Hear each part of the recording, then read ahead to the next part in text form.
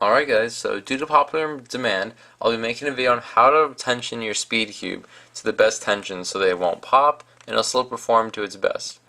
Now, Pacific did have a video on this, but apparently people wanted it from my point of view, I guess, so I'm going to go ahead and make it due to popular demand. Now the first thing you're going to want is a screwdriver that will fit your cube. This is a small Phillips head screwdriver because I know that's what the Dan Guhong needs. And depending on what kind of cube you have, you may need a tool to remove your center caps. So the first step to tensioning your cube is to remove all 6 center caps. Please be advised if you need to use a knife or any tool to remove your center caps. We're going to go ahead and get started. So most cubes that come from factories are just set on random tensions and they're just sent out. But for like alpha cubes, for example, I do believe that they all have even tensions on all the sides. They're not good tensions, but they are even. But I never bank on that fact, so what we're going to need to do is even out all 6 sides so they're all on the same tension. Now, you can't do this exactly unless you're using power tools, and then again, you still, I guess you can, but it's a lot more effort than it needs to be. So we're going to get a really good estimate on getting all 6 sides the same tension. So before we do this, I need to get you familiar with a particular part of the centerpiece, and I call this a 3-dimensional cylinder. 3-dimensional cylinder is not in all cubes, but in vast majority of them. It's this cylinder piece inside the center right here. And the key to evening out all 6 sides is to loosen it until the big washer that's directly underneath the screw is directly lined up with the top of the cylinder. So it's not a hard task, but you do need to pay attention and have a good eye. So I'm just going to go ahead and do that on all 6 sides. Okay, so I now have all 6 sides evenly tensioned. As you can see, I have the large washer directly lined up with the top of the cylinder. And you may see small gaps like right around here. That's perfectly okay. Just eye it out with the side that is touching the cylinder piece, and then you should be fine. So now you have all 6 sides evened out. There is a small terminology that I will have to teach you, and I call these 90-degree turns and 45-degree turns. Now, if you look at the screw, every single Rubik's Cube I have seen, or Speedcube I should say, has a Phillips screw. And this has 4 points, it means, so one there, there, there, and there. So it looks like a plus sign. Now the key to evenly adjusting your cube is to know how many 90-degree turns and 45-degree turns you do on one side, so you can do those same amount of turns on all the other sides, therefore making it pretty even. And let's get started. So I start off with holding the plus sign about as straight as it looks. So just like that. That looks straight to me. Like it's facing straight up, like you would write it on paper. Now the cube isn't straight, but the plus sign is, and that's the key. So now what you need to do is you need to know 90 degrees would be putting this piece directly where this one is. So it's doing one clockwise 90-degree rotation. So that would be like this.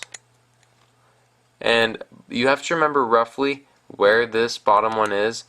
So it's pretty much just eyeing it out, but it would be like this for a 90-degree rotation.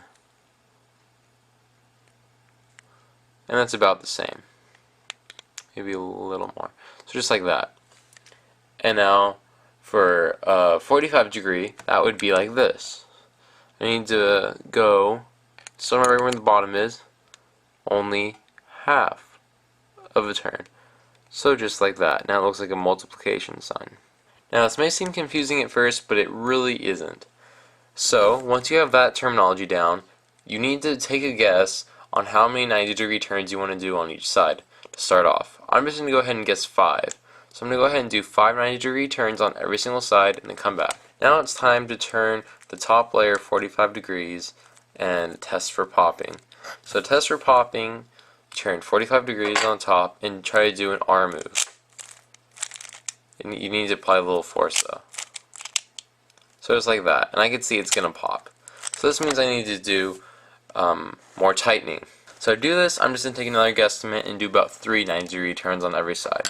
Alright, so now I've done 3 more 90-degree turns on each side. Now let's test for popping again. Alright, and it's still popping. So now I know it took a little more resistance to pop, so that means I probably don't need to tension it much more. So I'll try doing 1 90-degree turn on each side.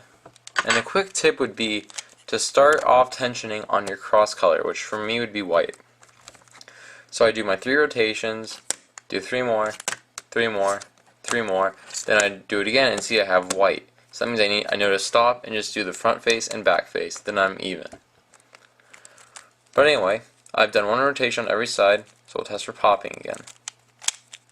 Now I can see, okay, it still did pop, so maybe 1 more 90-degree rotation on each side. And you can fine tune it by doing 45-degree turns if you're like really close, but it still does pop a little bit. That would be when you'd use 45-degree turns. Just when you are super close to the tension you want, but you're not quite there. Alright, so now I've done my other 90-degree rotations. Now I'll test again. Alright, it looks like we're good. I guess not. Still popping.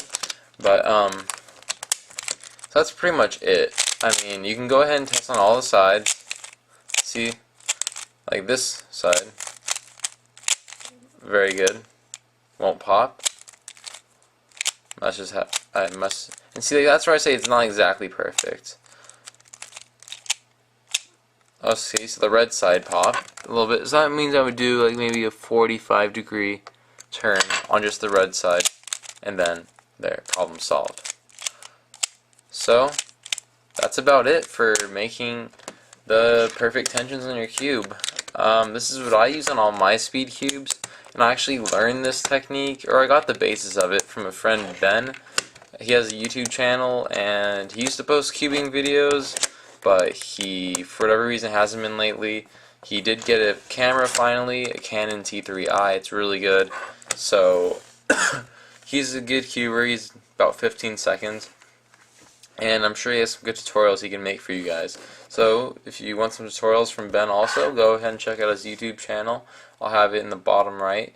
Go ahead and go subscribe and send him a message. Tell him what videos you want.